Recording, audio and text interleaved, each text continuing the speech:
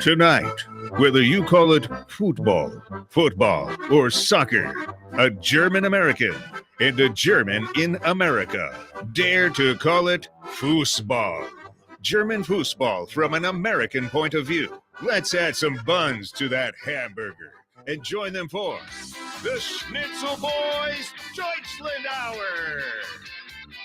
Oh, my God. Yes. The correct open. Absolutely. Celebrating. This is worth celebrating. This is a moment. We did it. The correct opening for a holiday event today is St. Patrick's Day, Bjorn. Happy St. Patrick's that's right. Day. The Irish. I couldn't find any green in my house. Oh. I have a couple green shirts. I don't know where they are right now. Probably in my hamper. I couldn't find them. I could have put on the Parks jersey. We got that green, the green NYCFC park themed. Sure. Yeah, well, it's too late now. I'm just wearing my blue shirt. I was working on a show about Ireland today on a film, so I guess that was appropriate for St. Paddy's Day. Yeah, there you go. Yeah. I don't even know it is St. Patty. I mean, in New York, it was easier to tell. In New York, it's easier to tell everything. In LA, you can't tell anything. The way New York works is everyone's at the same party. The way LA works is parties are invite only. So, like for instance, like I always work during the Oscars or the Super Bowl or whatever. If I didn't know those things were happening, I would have gotten no context clues. Right, Traffic doesn't change. Like you could like when the World Cup comes to LA. If you're not at that stadium, you'll have no idea the World Cup is in LA. but New York City, that's not the case. If there's like the World Cup game at MetLife, New Yorkers get into things. Yeah, right. It's true. Well, it's because everyone's on the subway. I guess we're all together, and SantaCon and all that crap. And yeah, for better or worse, I guess. Yeah, for better or worse. For like St. Patty's Day, you're walking past all the pubs. Everyone's running around. They're probably wearing green. Tell me, what was St. Patty's Day like in Brooklyn today? Did you get out much at all? Oh, I did not. I was just gonna say I wouldn't have known either. I take back everything I just said. Never mind. Well, it turns out that if you just don't leave the house, even in New York, you don't understand what's. Yeah, I did not get out much today, so I got nothing. I got nothing in that regard. But the St. Patty's Day was the first parade that I ever witnessed after moving to New York City. Like it was only a few weeks I had been here, and my friend was like, all right, we got to go to the parade. And I'm like, what? A parade? And so, it was pretty impressive how many drunk Irish people you can see in one place. Well, I guess everyone's Irish on St. Patty's Day. I was going to say drunk New Yorkers. Does Germany celebrate St. Patty's Day? No, right? It's not a thing there, is it? I had no idea. I imagine maybe nowadays it's a thing because if something's big in the States, usually slowly makes its way to to Germans. Yeah, they catch on. Halloween is a thing. Like now. Halloween. Yeah, right. That didn't used to be. Right. SantaCon's probably coming to Berlin at some point. Oh, boy. For those of you who don't know, I don't know if LA does SantaCon. SantaCon's this thing where once a year, a bunch of everyone in the cities is dressed like Santa Claus. They get drunk. Can you explain it? Can you explain? It seems it's like it's kind of it has a bad reputation in New York. It has the reputation of being like a bridge and tunnel thing. That these are people who come from other places. New York City. New York City needs the bridge and tunnel crowd. Who do they think they are? Without the bridge and tunnels, New York City doesn't have half its economy, or something like that. No, I mean, that's Midtown. That's true, but that doesn't mean they can't be disparaged. True. No, hey, I disparage it all the time. Dude, like in New York City, I think here in LA they kind of have the same thing. I mean, New York City, like people from all over move there because we those of us who live in the five boroughs, we put up with considerable expense and inconvenience and whatnot, and so we have to make that part of our identity, right? To some extent, right. We have to look down upon the people who live in comfy houses quietly in the suburbs where everything's nice and you have a yard and nobody yells at you. Well, also speaking from an artistic point of view, packing your bags from North Carolina and moving to Brooklyn to become an actor, that's like going to the Yeah, majors. It's like a big risk, and then that's right. you show up in these classes and auditions, and it's you as a bunch of kids who are getting out of their mom's house from New Jersey for the day because they just Mm, want to. They're just like, yeah, I do it too, or whatever, and it's like, no, you don't. It's like the same, or you go to New Jersey or Long Island or wherever you are, or Staten Island, even though no, it's in the boroughs. They have their own stuff there, and it's physically very close, only about a mile away. right. But in terms of actual structure of it and what's actually going on, it's miles away. And like you said, if you choose to live in the five boroughs and choose to live the tough life, you also have to be there to understand the differences between the majors and the minors in a way That's right. Yeah. on certain things, and then that line can get a little muddied from people from the bridge and tunnel crowd, and that's probably the annoyance. I probably lost everyone in the crowd. I don't know if anybody knows what I'm talking about. But anyway, we're not here for that. We're here to talk German football. It wasn't German good enough. Fußball. Yes, there was a lot of it. Germany's in Um, Europe. Ireland's in Europe. I guess the last Ireland thing I'll say is there's this Irish short film that won Academy Award 2 or 3 years ago. I finally got around to watching it, and it's just a delightful. It's called An Irish Goodbye, and oh, it's such a delightful short film. It is the most Irish thing I've ever seen, and I watched it online, and it was ripped from Irish TV, from RTE, Irish Broadcast Television. okay. And then during the credits, they're like, "And there you are. That's An Irish Goodbye. They're nominated for the Oscars this weekend. Let's give our boys. Let's wish them all the best." Like, it was the most small town home thing I'd ever seen. The most Irish thing. And they went and they won the Oscar for best short. And it's a great little Oscar short. It's an Oscar-winning short called An Irish Goodbye. And Hmm. for 22 minutes, just the most Irish thing I've ever seen. I highly recommend it. All Anyway, right. I enjoyed. Have we talked about this before? Kneecap, the movie about the Irish rappers. I thought that was. no. I thought Did we that bring was that up? enjoyable. That was enjoyable. Or maybe I tried to bring it up and couldn't remember the name. Perhaps one of these I'll check it recent out. Kneecap? Kneecap. It's called. It's about this group of Irish rappers, basically, and This is great. Sorry, you go, sir. yeah, and it's fun because they actually are playing themselves. I mean, it's it's a fiction movie. It's not a documentary, but the three guys in the band are playing themselves, and it's very. I mean, it's very. I think it's somewhat controversial. I have a friend who lives in Belfast in Northern Ireland, and he was a little bit like. He had some reservations about these guys, but Sure. I enjoyed the movie, and I thought they were very winning. Sweet. Kneecap, Kneecap. And then yeah. Irish rappers makes me think of the viral video song that came out a couple years ago with all those little Irish girls rapping. You know what I'm talking about? It's this Irish theater summer camp for Irish girls who are 12 or something like that. Okay. And for their camp project, they decided to make a rap video. And it's the best thing ever. It went viral. It's a big hit Oh, song. all right. It's just a bunch of Irish girls rapping. It's so much fun. Okay. I forgot what it's Well, called. Let me look it up. You vamp for a second. Look it up. I don't know. Well, Daniel Young wants to talk about the Europa League. What do we think about Tottenham versus Frankfurt? Who will win or lose? Tottenham are fighting for safety in the Prem. Well, I mean, they're not fighting for safety. Nobody. They're not in danger of relegation. Tottenham will not get relegated. This is my definitive statement. But they are Yeah. definitely not where they would like to be in the Prem. I give you that. And a Frankfurt team fighting for top 4 place. Yeah, I don't know. It's going to be interesting. Spurs are a good team on paper, but they have been stuck in second gear this year. I can definitely Well, I mean, see this isn't the that. Tottenham podcast, but I shared, by the way, I'm The Spark by Cabin Crew. That's the song. I'm sure if Oh, you heard it, you'd be like, oh, that song. It's over TikTok. Irish girls. I shared it in the chat. Enjoy. Celebrate the identity of young Irish girls finding their nice, spark about being an nice. artist. And I mean, Tottenham Hotspur has a big club identity, but they don't have like big club success, if that makes sense. They're a Traditionsverein. They're English's biggest Traditionsverein. Very old London club.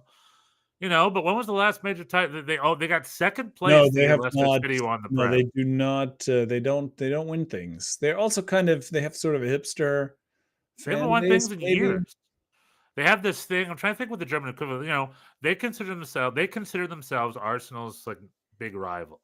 It's like, yeah, but Arsenal is a much better team. They win titles. I know Tottenham fans Well, are not screaming at me recently. right Not now. recently either. But Not that's true. They had a dip. However, would you agree, Bjorn, that and again, this is the English podcast, but in the 90s, England was all Arsenal and Man United. Those were the two. It was the two-horse race. yeah. Those I were the mean, only two clubs. Spurs are And then, the relative newcomers, I guess.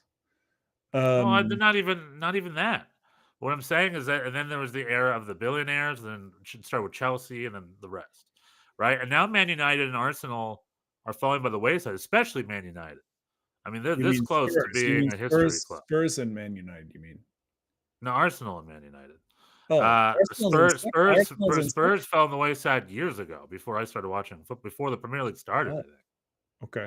And then Arsenal is back under Mikel. Okay. When you say? Oh, when you say Arsenal's back, there was a lull. Okay. Yeah, I would say they're back. I mean, they're not as back as they would like to be. They're not winning. I mean, I guess they're still in the Champions League, so that is still a title they could win. But they're not winning the league. Yeah, I think they are kind of back. I mean, they're a big time striker away from being real contenders. Probably they had a lot of injuries. in their prime, they weren't a Champions League winning club either. They were just a good Prem winning club. And if you're telling me they can't win the Prem, I'd say nonsense. I mean, where are they right now? Are they second place? They're second, but they're 12 points behind Liverpool, so it's not super close. They're getting back. Let's put it that way. Manchester United is not getting back. Arteta, like our friend was like our friend Ralph Flagnick said, Manchester United needs open heart surgery. But my point with Tottenham is the past few years has been their strongest years that I remember. Like, I don't remember Tottenham being this good. And Tottenham has high expectations. When they fired Mauricio Pochettino, it's like, what are you talking about? He's the best coach you guys have ever had. Under Poch, Tottenham became the best they've ever been. And then they had Jose Mourinho, which was a mistake. And they have Ange, who's fine. But Tottenham's who they are. They're not a title-winning club, even if they feel they are. All right. Like, when was the last time they won a title? Honestly. They don't. No, they haven't. No, that's true. That is all true. But that's true for a lot of, I mean, City and Liverpool have won the league over the last 7-8 years. So nobody has gotten in there. But yeah, I mean, no, you're right. Spurs are. Even Manchester United won the FA Cup 2 years ago, or 2 years but ago. Right? Yes, and they had that Mourinho was celebrating that triple, right, when they won the Leagues Cup and the baby treble, the Conference League and the Supporters, the Community Shield or something. It's like three lesser titles. Anyway, but they're still good enough to beat Frankfurt. No. You're snowy and crackling and all that kind of stuff. So I don't know if that's just me at home, our boys Daniel Young and whatnot. Do you hear that too, or is it just me? Do I sound bad? Not a lot, but a little bit. So maybe double check your contacts at home. How are we sounding? Is Bjorn sounding clear? We don't know how to monitor our own thing, so. Spurs have 2 Europa Leagues in the 1980s, says Daniel Young. Spurs have a great black hipster fan base like myself. Yeah, exactly. Daniel, I didn't know you were a Spurs fan, Daniel. I didn't mean, so I'm hoping I can lift you up with the good news that they're not getting relegated. But I think they're still good enough to give Frankfurt trouble. I think it's not a foregone conclusion that Eintracht is going to, although David Riccio says Eintracht all day long. Hans Wolf is in the chat. He says hello. Yeah, that's an interesting matchup. I think Spurs are all in for the Europa League. I will say that. They are desperate for a title, and they would take it. And there's not a lot of teams left, so they could, and they're not going anywhere in the Prem. So that's going to be an interesting matchup, the Europa League. In the Europa League. Frankfurt very convincingly disposing of Ajax. So then also beating Bochum this weekend, not quite as convincingly. but Yeah. at Sorry, I'm least, distracted. All I hear is just scratching and crippling from you. well, then Um, we haven't heard No, it from. might just be me. I was on the YouTube. I just hear a little bit. Right at home, do we hear this, or is it just me? Because it's going to make post processing impossible. Well, you talk for and, a second, and I will check. yeah, no disrespect to Tottenham, but when they sit there like, "Oh, we're not going to win," we don't. It's like, when was the last time you won 2 titles in the '80s? I don't know. It's like I don't understand what your expectations are. Should they be doing better? I guess they spend plenty of money. They're a powerful English club. They got a big stadium and whatnot. But their star player was Harry. They had Harry Kane for years, and they had that great Korean player, Son, for years. I don't know if he's still playing with them. Shows you how the loop I am. But a full 11, I don't think they've ever had, or at least, like I said, they got when Leicester City won the title. That was Tottenham's chance to, because everybody else failed that year, and Leicester grabbed the title, not Tottenham. Yeah, And that would have been huge for them. That was their year. Since then, they haven't gotten that close. And they're just a club that gets Europe. I wish them the best, but I mean, they're not going to be relegated. I think the only club that was in danger of that recently was Everton. Right, last year I think they got pretty close. Let's look at the old English Premier League standings. What of right now? Anyway, we sound good, says David Riccio, and I just me then. Daniel Young says he's getting bullied by Arsenal fans like Troops TV. Those guys are not. Those guys are serious. You can, yeah. Speaking of Traditionsvereins, Nottingham Forest, 3rd place. I mean, look at that. From almost being relegated last year. They're going to make the Champions League. We've been waiting all year for them to drop out of there, but it may not happen. And where's Tottenham? Tottenham's 14th spot. That is quite low. You know who's 13th spot, Bjorn? Man United. Manchester United. You know who's 15th spot, Bjorn? Everton. Everton. I mean, these are big traditional clubs that are failing. Everton have been struggling for a few years. They barely escaped. They had a points penalty last season and barely escaped relegation. So they're slowly improving. I mean, they have they're Fulham. They're doing pretty well. Fulham. They're doing well, featuring a Jedi Robinson. They're still fighting for Europe. They're getting in there. Newcastle's getting back in there. Well, Newcastle just won the Leagues Cup, so they have the Conference League guaranteed. They're hoping for more. Bingo. Yeah, I think everybody's hoping for more. Hey, Bjorn, when was the last Conference League game you tuned into? I do not really follow the Conference League. Chelsea is still in it, though. When was your last Are there any German clubs in it? When was your last Toto Cup viewing party? No, I haven't kept up. I mean, the Conference League is like the Europa League. There's a lot of teams that you know. The Conference League, you're like, who are these? Yeah. These guys? What country is this? Who are these guys? Yeah, it's definitely.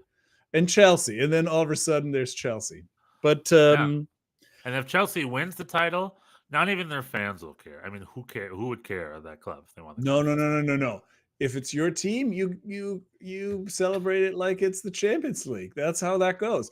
I jumped up and down when we won the Campeones Cup. Yeah, but that's different. How is that different? Because it's a whole different universe. This is North America, and it's like it's only the second ever title you guys have ever won. That's different. That's the third. Or third.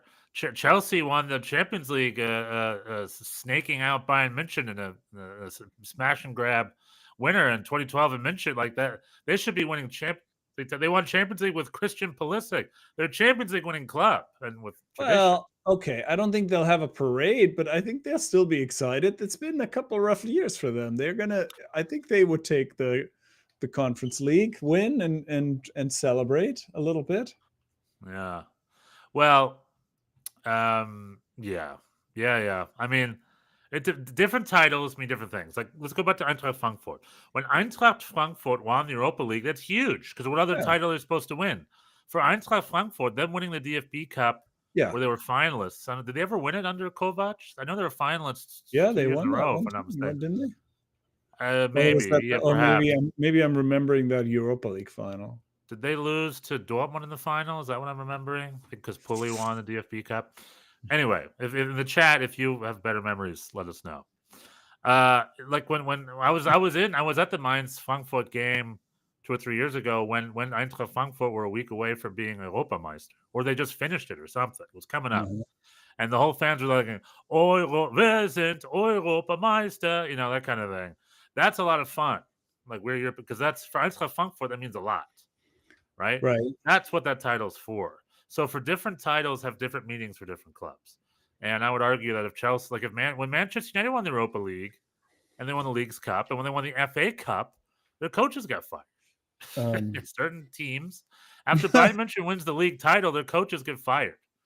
So yeah, because I they mean, didn't win the sure, Champions it's not League as the well. same for everyone, but David Riccio says they won the DFB Cup under Kovac also. Yeah, I thought I had a memory. Bingo. I was going to say. Thank you for that. That was Kovac's best moment as a coach, because Kovac right now until last Wednesday. Yeah, let's talk Champions League. Speaking of Europa and Europameister, you predicted last time we talked, you were not sure that Dortmund was going to get past Lille. No, I was not. And everybody and their mother was so confident that Bayer Leverkusen were the favorites of this Bayer Leverkusen Bayern München tie. Everybody's wrong. Bayern München destroyed Bayer Leverkusen. It was sad how one-sided that was. Yeah. And Dortmund was able to make their way past Lille, squeaking into the quarterfinals, where they will face mighty Barcelona in the quartas de finales, the quarterfinals. The Viertelfinale. How do you say that in German? Viertelfinale. Viertelfinale. Viertelfinale. Viertel with an R, right? Yeah, Viertel. Like four. Like Viertel. Yeah, like a quarter. Viertel. Halbfinale always got, because no one in English we don't say that. We don't say half final. Halbfinale, semifinals. We say semifinal. Semi means half, no? Does it? Does it? Doesn't semi just mean partial? I guess semi means half. But anywho, we have 2 German teams left in the quarterfinals. Yeah, we do. Versus Barcelona, Bayern München versus Inter Milan. Yeah, that's going to be. Those are good ones. Yeah, we have 2 German, 2 English. 2 German. Yeah, what's the roster? 2 German, 2 English, 2 Spanish teams, 1 Italian team, 1 French team. Yeah, there you go. It's a pretty good balance. And I'll tell you, Bjorn, PSG is probably the best looking club of the bunch, right? I would agree. They looked incredible. I mean, again, it's like I guess he played in the Bundesliga, so this is Schnitzel Boys adjacent. But Dembele is now. What happened to that guy? He's incredible now. He left Dortmund to go to Barcelona. He was huge in Dortmund. Went to Barcelona for $1 billion, and then just kind of puttered around for many years. He got in trouble at Barcelona. And the coach at the time, whoever it was, 3 or 4 coaches ago, said Dembele he's surrounded by bad influences. I guess he was partying too hard, and he had his entourage and all that stuff. Which goes back to what I've talked about before, the bad boys of Dortmund. Dortmund sells players, Jadon Sancho, Jude Bellingham, Ousmane Dembele, Patrick Aubameyang,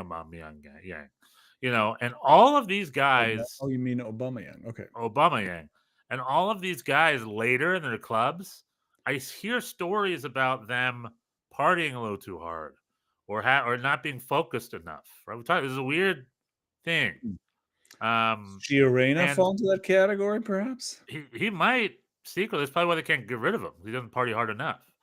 I don't think Pulisic falls in that category, thankfully. I think he's always been focused. Or Erling Haaland. I mean, there are some exceptions. Right. This is not all of them. But yeah. Not all of them, but it's a decent amount. Like, I can't think of another club that exports the kind of thing. But anyway, exports the partiers, the party. It's not like Bayern. I mean, it's just like Dortmund will just turn people. It's just tolerate. It's just such a hotbed of to tolerate of nightlife. Yeah.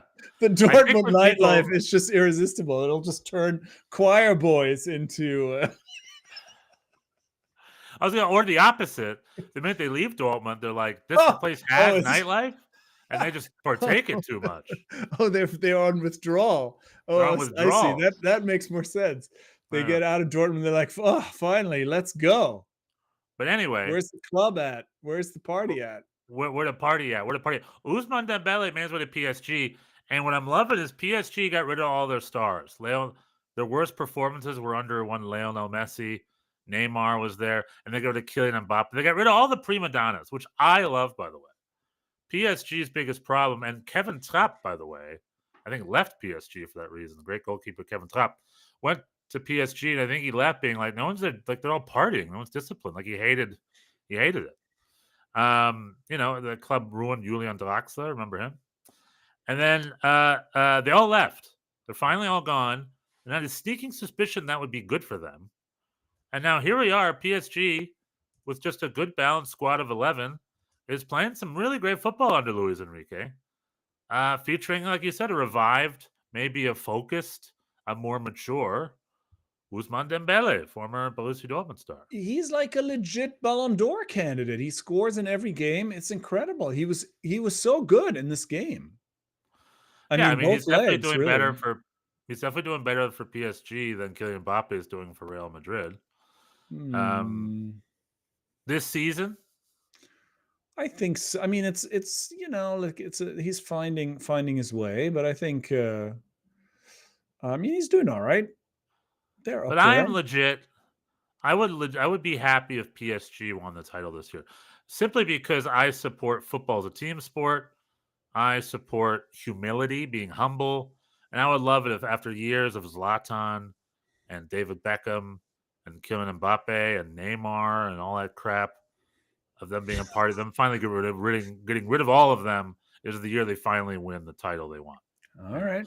Do I like the fact that the club president was the first guy on the sideline being interviewed by Peter Schmeichel at CBS Sports? No, I find that to be weird and inappropriate. I really only want to talk to the players. What's his name? The PSG president. I forgot his name. Oh, yeah. Okay. He was the first one I missed interviewed. that. I did not. He was the first one interviewed after the game. And it's just like, what is he doing in the mixed area? Like, what Luis Enrique have to say? What does Ousmane Dembele have to say? What does Vitinha have to say? Anyway, I'm just saying, PSG. PSG came out winners this last round. You're pro PSG. All right.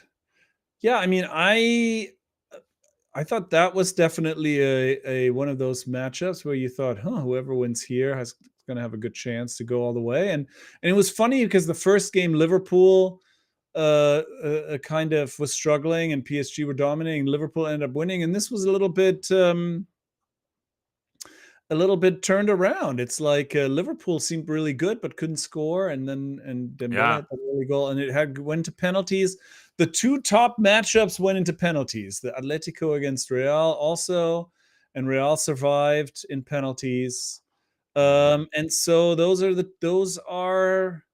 some of the favorites. We have Arsenal is still in there, Aston Villa. We have Dortmund, Barcelona, Bayern, and Inter.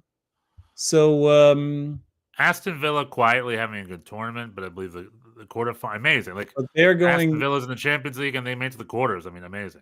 Yeah, I feel this is the end of the line for them, but still cool. They are playing PSG. Yeah, I think. Yeah, I mean, these are all mouth-watering matchups, I would say, the quarterfinal, right? Arsenal against Real, Bayern against Inter, PSG, Barcelona, Dortmund. What? The most one-sided will be the Barcelona-Dortmund game. I think Barcelona's going to run away with that quite heavily. Obviously don't count out Dortmund, but Barcelona's in great shape. If it's not PSG, I'd love to see Barcelona do well. Arsenal, Real Madrid will be fun, but say it again. We're like Hansi Flick. We're rooting for Hansi. We're rooting for Robert Lewandowski. We're rooting for Hansi Flick. We're rooting for a strong Barcelona. I know they struggled recently financially. So I'd love to see a strong showing from Barcelona. They are, I believe, topping the table in Spain. And I think Hansi Flick's been doing great work over there. And I do believe that this is going to be in the line for Dortmund. Maybe. I mean, PSG, Barca, they played very well against Lille. I mean, Lille also not very well. not great, but what? You didn't think so? They just made it through, yeah, against Lille. I mean, it wasn't super I thought that dominant. was a very. I mean, it's on the road. I don't know. I guess it's about expectation. I thought they were going to go out, but I thought they were. They collected an early a stupid early goal from a goalie error, and they fought back. And I thought they were very. I mean, I think the result was close, but they should have had more. I thought they were pretty dominant for most of it. I thought Maxi Bayer had scored a banger. He hasn't done a lot. I mean, it was It a was his very first ever. solid. It was It a was his very first ever solid. I was like, Champions League wow, goal. who are these guys? Like, I thought Lille also struggled. I don't think they played very well. They seemed like a very young squad, and they didn't It's quite Lille. have. Yeah. Um, They played like Lille plays. I mean, Jonathan David with a great goal, go Canada. And then he was isolated and quiet for the rest of the game. Was Dortmund. Maxi Bayer, then Dortmund tied on a penalty. And then yeah, Maxi pretty Bayer scored his pretty first soft ever penalty. It has to be said. pretty soft penalty. And then Maxi Bayer scored his first ever Champions League goal already by the quarterfinal. So they got through, but they got past Lille. Expected, to be honest. But now they're up against not a soft Barcelona, they're up against a good Barcelona. So it's not a bad Barcelona. They're up against a good Barcelona. So it's a good Barcelona versus bad Dortmund. So, I mean, if good Dortmund's going up against bad Barcelona, then sure, I'll give it more 50-50. But I think this will be. I think Barcelona should be able to take care of this pretty handily. Okay. Bayern. So we talked Bayern München for a little bit.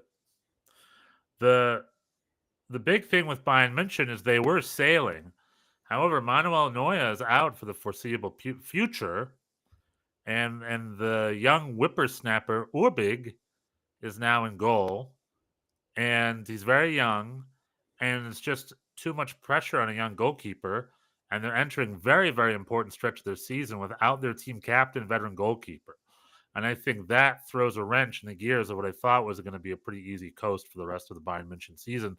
And we witnessed that over the weekend with Bayern München being held to a 1-1 draw to Union Berlin due to UrBIG's mistake at the end of the game. It was 1-0, and UrBIG spilled it at the end of the game, which Neuer did against Madrid last year. UrBIG spilled it, and then Union Berlin got the equalizer, and there you go. And Bayern München just has to recalibrate because they just have a guy between the sticks. It's a little young. They can't totally trust. And when you're playing Inter Milan in the Champions League quarterfinal, all they need is Inter Milan might only need that one mistake, just like how Real Madrid took it last year. They really might only need that one mistake from UrBIG. And it also puts in doubt the rest of the Bundesliga season. Now Bayer Leverkusen are within 6. Still a 6-point cushion. Yeah, because Leverkusen were partying like it's 2024. They got 2 late goals in Stuttgart to win that game. That didn't look like it was going to happen, but never losing. We're back at least for 1 week after looking extremely soft in the Champions League and in the Bundesliga. This was one good win for them, and yeah, like you said, 6 points. So title race might be back on. Yeah, but moving forward with Bayern München has a history of throwing young keepers in the sticks and breaking them. Thomas Kraft, Michael Rensing. There was another one recently that escaped my mind. But they do this thing where they throw young keepers in the sticks to either say it's time for the youngin', or it's like we need a new goalkeeper. Whatever it is, whenever the veteran goes away, they throw some kid in there. The kid is never the same.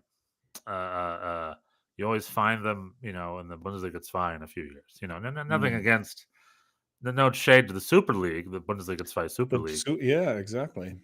But now we have young Jonas UrBIG, right? Big young whippersnapper signing. Is he destined? The odds are stacked against him. Is he destined to be another one of those guys who has way too much pressure on his shoulder at a young age? He's going to disappoint everybody, and you just can't mentally recover from it. I mean, it's just written. It's just written in the stars that way. So something to keep an eye on for the rest of Bayern München season. All right. They definitely have a flaw in their armor. Let's put it that way. At home against St. Pauli next week. We'll see. I mean, they haven't been. I mean, we've talked about it last week. They haven't been super dominant. We don't think. I mean, I don't think they're gonna that they really have a chance to win the Champions League with this squad. They've benefited a little bit from the softness of the competition. Bayer Leverkusen, they haven't quite had the same steel. Everybody else is kind of hit or miss. So it's more like everybody else is not good rather than Bayern being super dominant. Yeah, are they going to get past Inter? I think yes. I think, but you're not so sure, right? I'm not so sure. I think that Inter team is good. I think that's going to be close. I don't know. I mean, I'm not saying they don't have a chance or anything like that, but I think it's a really fun matchup, and I think Bayern probably would prefer to play Inter versus PSG or Real Madrid, like one of the really heavy hitters, or even Arsenal maybe, although they did so well against Arsenal last year. But I think this is going to be a great matchup, and I think it's going to be very close. I don't know. I could be wrong. I would have thought the Leverkusen Bayern matchup would be a little closer, but it was not. And my predictions are traditionally bad, always. Well, it'll be tight. I agree with it because Inter Milan is Italy's best team right now, and Bayern München are Germany's best team right now, and just Bayern München generally are a league higher than the Italian teams as of late, over the last few years, I should say. Mm-hmm. But I mean, which ones? What are you talking about? Which Italian teams have been better than Bayern München in the last 10 seasons? Well, Juve in their prime, where they made a couple. They made it pretty far. They weren't better than Bayern. Well, and their prime is done. By the way, their prime ended a few years ago. Right now, they're not. No, right now it's not Juve. That's true. When they ended their prime, Italian football went bye-bye, pretty much. I think this Inter team is up there. We'll find out. We will find out in early April. We don't have to speculate. David Riccio would like to speak about the monsters of the mine. Mainz. He's of course referring to Mainz 05 and Robin over the weekend. Robin Zentner, Torwartgott. Is he? And Mainz lost over the weekend. And Daniel Young, no, they tied at home to Freiburg. So, sorry. But they're still in third. And Daniel Young thinks, as an aside, that Arsenal are getting eliminated by Real Madrid. Yeah, I wouldn't bet against that. I agree with that. Yeah. Real Madrid, the UEFA Champions League is Real Madrid's tournament. They've won it by far more than anybody else. How Bayern, how does that Bayern Dusel in the Bundesliga? When it comes to Champions League, it's Real Madrid Dusel. It just always leads to them. I was really rooting for Atletico Madrid because I'd like to shake it up. But let's face it, Real Madrid were the stronger team on the night. And I think they did deserve to go through. And they got through. And I mean, Real Madrid, if they don't make it to the final, it's a disappointment. I could see a Real Madrid PSG. Are they going to be in the semis? The bracket. I think PSG is going to make it to the final. It's either going to be a PSG Barca final or a PSG Real Madrid final based on the bracket. I think PSG and Real Madrid are on course to face each other in the semis because I believe it can be a Barca Real Madrid final. That is true. Yes, if they both advance, they're going to play in the semis, and then let me Stephadramas this for you real quick. So the way the rest of the Champions League is going to work this season, all right, mark the date. It's St. Patty's Day, March 17th. Real Madrid's going to knock off Arsenal. PSG is going to knock off Aston Villa. PSG is going to knock off Real Madrid in the semis. PSG is going to be in the final. Barcelona is going to knock off Dortmund. Bayern Munich is going to knock off Inter. Barca is going to knock off Bayern in the semis. And Barca and PSG are going to play each other in München, where PSG will finally win the UEFA Champions League. And the big storyline will be like, you got rid of your stars and PSG finally won. And all right, the idea of a unified team win. So that's what's about to happen. You heard it here first on the Schnitzel Boys. Stefan just saved you a bunch of time. You don't have to watch all these games. It's all PSG. PSG is going to do it. Yeah, somebody was tweeting about how in the bottom half of the bracket, everybody has won a European title before. In the top bracket, Real Madrid has won more than anybody, and nobody else has any. Yeah, there you go. I mean, it could be that Real Madrid Duzil that gets him past PSG, and we'll have a Real Madrid Barcelona final, which will be juicy. Or heck, maybe Bayern München will do it. They'll go defend their title, go at home and win a title in München. Are we that confident about Barcelona? I mean, I think they're good, but like they're just going to walk over everybody. We'll see. Sounds like you think Dortmund's going to win the Champions League this year. I don't think Dortmund will win. I don't know about that at all. But I think I don't know. I saw something in this Dortmund team on Wednesday that I didn't think they had. So I don't know. And maybe new prediction. Maybe that was a flash. Maybe that was a flash in the pan, and they're going to get. Gio Reyna is going to score 3 goals a game with Borussia Dortmund for the rest of the season, and it's going to be the greatest comeback performance in football history. How about that? That's also a prediction. Yeah. And then no one can get on the field because Gio Reyna is just crushing it all of a sudden. Although, update, he was an unused substitute over the weekend, so he has a lot of work to do. Yeah, he's in their 2-0 loss to he's got to get on RB the field Leipzig in order for that to be even a possibility. But yeah, so Mainz 05, they got a Dominic Kor with a red card, Jonah Burkhardt with a goal, Jonathan Burkhardt, a Mainz legend, becoming quite the capable player, and Mainz 05 got themselves a point at home against Freiburg. With who was the football gut? What's his name? Robin Zentner, Robin Zentner, their Torwart, the keeper, who looks suspiciously like Loris Karius, also from Mainz, former famous Liverpool. Had to change his name to get a job.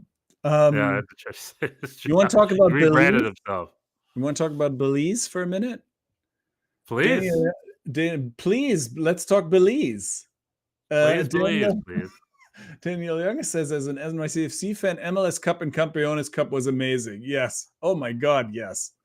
Hoping for Spurs to win one title. My family on both my mom and dad's side are from Belize. Our national team are not that good at all, but very young. Established in 1985. The country, right? The country was established in 1985. Really? Right next. And Hans Wolf is saying it's right next door. He has ties to Honduras. And Daniel Young says he's visiting Belize this summer with my mother. I respect Honduras national team the most. La Ache, says Hans Wolf. La Ache. Is that what it's? There we go. The national anthem of Belize is Land of the Free. And the royal anthem is God Save the King, those are the same as. Hold on, is it the same as America? Daniel Young, enlighten us about your hymns. Let's say it sounds like Land of the Free. It sounds almost like an American anthem. So Belize. Yeah, did you read about Belize? Belize appears in the Dominican Journal dating to 1677. A journal from priests. It was an early history of the Maya civilization. So I'm doing a quick rundown on Belize. It was part of the British Empire. We're getting up to speed on Belize. Yeah. So it was British. It was part of the British Empire from the 1860s to 1981. Is that where your Tottenham fandom comes in, Daniel Young? Was the British Empire, the Tottenham combined visit? And then Belize's been independent since 1981. There we go. September of 81, Guatemala refused to recognize. Don't want to talk about the bad stuff. 2023. And Honduras are kind of that CONCACAF team that sort of flies under the radar, right? They have a pretty good World Cup history compared to. They went to the World Cup once. Yeah, if that's what you mean by World Cup history, or twice. No, more than. They went in 82 and 2010, right? That's it. Huntsville, am I right? Am I wrong? Honduras played Spain in the World Cup. Remember that? And Honduras started 4 brothers. He's complimenting 3 or 4 brothers. Hans Wolf is complimenting your detective work, Stefan. Thank you. Good old Wikipedia helps out. Wikipedia helps out. I am a good Googler, though. I think that's a skill I've learned. Just a quality Googler. That is. I've been frustrated my whole life that people can't look up stuff fast enough. For me, it's like second nature. And as an adult, I've learned that's just a skill set I guess I have. I'm good at finding and distilling information very quickly. All right. But anywho, let me look up Honduran World Cup history here in the Germany hour. But I remember they played Spain, and it was like 4 brothers. I have memories of a young person as like Honduras being in the World Cup, and maybe it 82. was Yeah, they were there in 82. just that one. Perhaps it was Right. just that one time. I guess I remember the Panini stickers and I guess maybe that didn't happen that often. All right, well, hey, look at that. Look at that. No, I'm wrong. They were in the 82 World. They were in the 82 World Cup, where they also played Spain. Oh, how about that? And then the 2010 World Cup, where they played Spain. That one I remember. And then it says 2014 World Cup, but I believe did they make? Oh, were they in 2014 as well? Yeah, they were in 2014 with France, Switzerland, Ecuador. There you go. well, look So at they were in that. 2010, 2014, and 82. That's 3 World Cups. So but for a CONCACAF team, that's not Mexico and the US. That's a lot. Right. No, 100%. I mean, Costa Rica, obviously down the street, is sort of the big kings of Central America. But their first World Cup wasn't until 1990. Yeah, memory Costa, serves. it's comparable, right? But Yeah. I mean, just instinctively, you'd say like, oh, Costa Rica, way bigger, very bigger team than Honduras, but not really. And Yeah. Honduras they have their own character. I feel like that national team, they're just very scrappy and Tough to beat. Yeah. The U.S. has lost to them, I think, many. I have all sorts of memories of the U.S. going to Honduras and squeaking out a tie at best. Yeah. You know, I believe, was it El Salvador? Maybe El So, Salvador, where the guy had a respect to ladder in Honduras. the crowd. Yeah, Ladder. respect to Honduras. I can't speak to the Belize. I have no personal experience with the Belize national team at all. I can't say anything about them one way or another. Vamp, let me Google the Belize national team. See if I can recognize. They have only been around since 1985. Right. Belize was called British Honduras. This is from Daniel. Right. Yeah. My grandfather witnessed Belize gain independence from England and saw the 2 Europa League titles with Spurs in the 80s, listening to it on the radio. It's all coming full circle here. This is Daniel Young's grandfather, big soccer fan, apparently. Yeah, named British Honduras was under British colonial rule. June 2011 suspension by FIFA. On June 15th, 2011, Belize kicked off his 2014 World Cup qualifying campaign against Minnows Montserrat, winning 2-5 away in a match played in the Ato Belden Stadium in Cova, Trinidad. However, the return, which was scheduled, was postponed by FIFA, suspended when they suspended the FFP due to government interference. So I guess the Belizean government gets involved a little too much for FIFA's liking, I guess. I don't know what that means. I mean, FIFA, those without blood. Their current coach is a guy named Charlie Slusher, who has a 100% win percentage. That's 4 games, 4 wins. Oh, amazing. Wow, look at that. Current squad is a bunch of people who play in the domestic league, except one, Jardel Mouchamp, plays in the Honduran league. Okay. All right. Well, we have talked about the Bundesliga. We talked about the Champions League.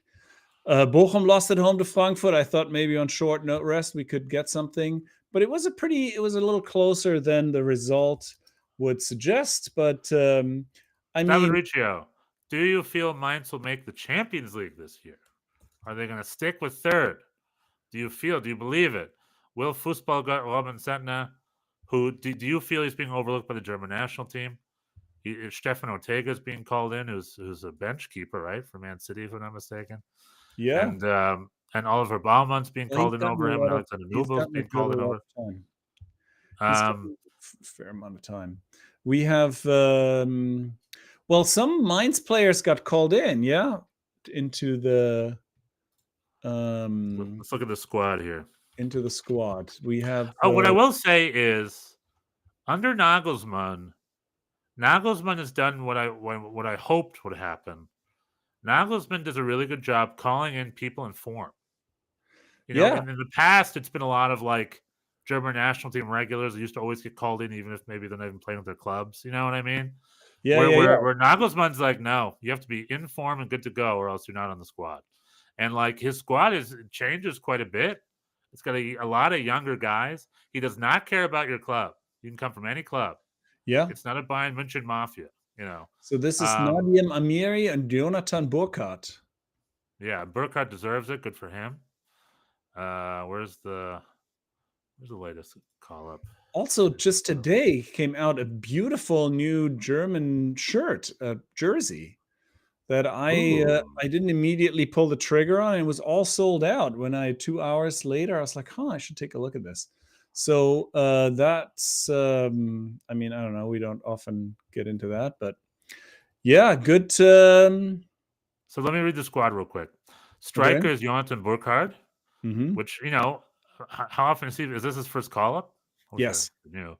Yeah, right. Tim Gleindienst, who's also relatively new. Dennis Undav, also from relatively new. So, Karim Adeyemi, Nadia Mamiri, Robert Andrich, Leon Goretzka, Pascal Groß, Jamie Leveling, Yama Musiala, Leroy Sané, and Angelo Stiller. For midfielders and defenders are Jan Bissek, Joshua Kimmich, Robin Koch, Maximilian Mittelstadt, David Raum, Antonio Rudiger, Nico Schlotterbeck, Jonathan Tah. That's the usual gang, I think. Maybe Jan Bissek is new. Schlotterbeck has been in and out, so he's back, I guess. And he's back. Adeyemi, I don't think has been around much. I mean, I guess there's a lot of injuries. We have Füllkrug's hurt, Kai Havertz is hurt, so a lot of the key number 9 are unavailable. So there's opportunity, of course. It's opportunity. And then the 3 keepers, Baumann, Alex Nubel, and Stefan Ortega. Is Alexander Nubel the guy? Or is it Oliver Baumann? Gotta be, maybe right? one will get each. Hard to say. Hard to say what's going on there. I don't know that. I mean, Bernd Leno should have picked up his phone. Well, he seems to have pulled himself out of contention, which is really silly because now is the time. Let's talk about it's opportunity for everybody. Like there are no solid German national team guys right now, right? I mean, maybe other than Kimmich, but I mean, if Kimmich isn't performing, like Leon Goretzka's in there. Yeah, Goretzka's back. That's also, I was going to say, that's a surprise. He hasn't been around for a long time. Yeah, it'll be interesting. It'll be a whole new thing. I mean, we you know, the last time we talked a lot about how Kai Havertz is so key to unlocking the offense, and he's not around. So it'll be another challenge for Nagelsmann, but he's made these things interesting. So I'm looking forward to watching it. Yeah, both Havertz and Füllkrug are out, which is our A and B, right? So that is it. So up top, it does have to be creative.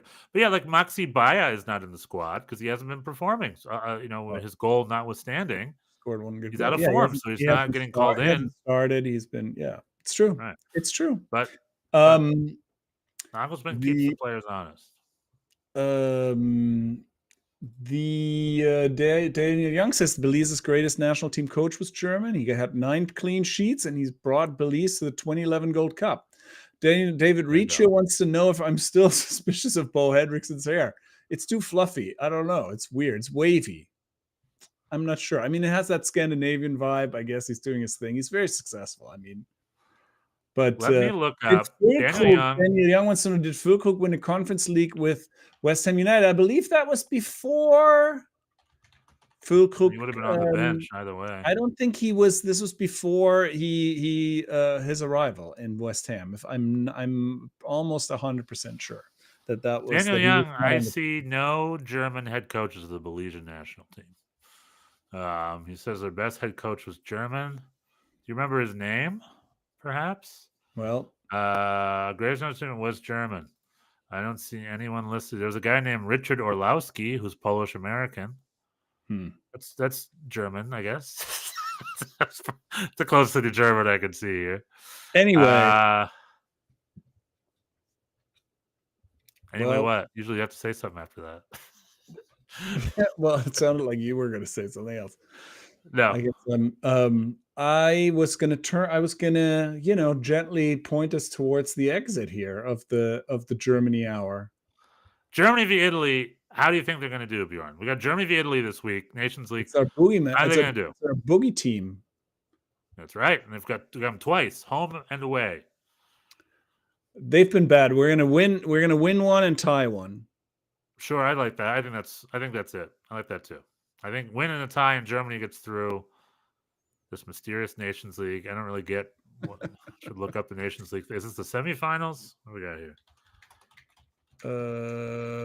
No, it's not the semifinals. It's the quarterfinals. Quarterfinals. Okay, there you go. Yeah. Will they get past Italy in the quarterfinals? I don't know. But yeah, so the thing with me is that Bayern mentioned how they're going to do without their keeper moving forward. Can Bayer Leverkusen mount a serious comeback? How will Dortmund do against Barcelona? How will Germany do against Italy? Will Mainz make the Champions League? These and many, much more, tuning in the German football sphere here every week at the Schnitzel Boys. We Yeah. analyze questions. We have a good time. We look up a little history on Wikipedia. Yeah, it's nice of you all to chat so much. Yeah, please, more the merrier. I enjoyed it. Please, Belize, please. Belize, please. I'm going to Belize, baby. Belize looks gorgeous. Looks like a little beautiful beach nation where they speak English in Central America. I mean, sign me up. Okay, quiz Bjorn. I love this. So I'm looking at the Belize insignia. They have a name in their team. It'd be like if the U.S. logo was the United States Wolverines, or so, you know what I mean? Like they have a. Oh, they are the name. Belize Bombers, the Belize Panthers. You were so close with Panthers. It's the Belize Jaguars. Oh, look at that. Very close. And they have a jaguar face coming out. That's pretty cool. That is pretty cool. All right, we're Belize everybody. fans now. Oh. We are Belize. The Belize boys. All right. Come talk NYCFC and Red Bulls in the next hour. Yeah, we won again. All right. Cheers. Tschüss.